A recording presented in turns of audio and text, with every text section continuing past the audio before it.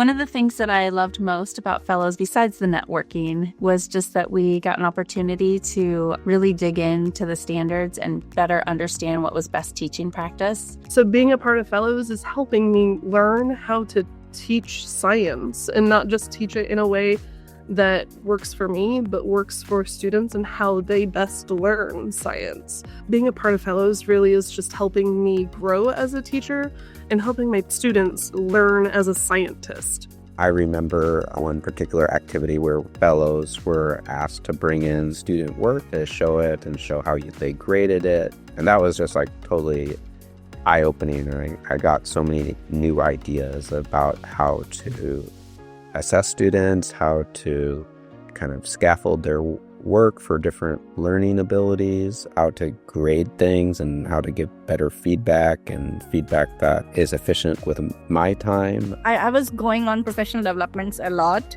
in my first year. So then I find out, there is another program that you will reshape your learning, all those things. I just joined as a science fellow in my second year of teaching, and it was like a great learning because I was able to take my questions there. I never learned about what the cross-cutting concept is before, but these are all details like how we can teach those cross-cutting concepts. 3 years ago, I had a very typical classroom where all of my students had assigned seats and we all faced forward, and sometimes we would get crazy and we would put kids in groups of 4 or 6, or I'd even let them rearrange the classroom, getting some input on how they learn best. And I thought at the time that I was checking all of the boxes. We'd throw in some science units, we'd do some labs, some hands-on learning. That's what kids need. They need to be doing in order to be learning at this age.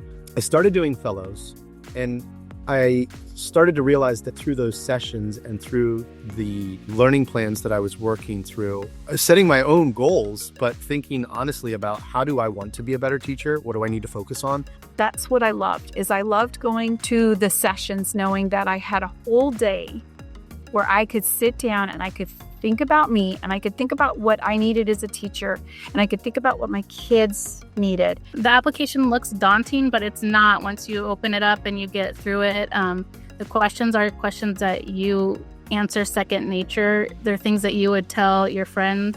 The application itself saves itself, so you don't have to sit and do it all at once. It's easy to come back to and write down your questions and think about the answers if you need to. This has probably been the best professional development that I've had in the decade that I've worked in the school system. If you're sitting on the fence, hop off. Definitely hop off.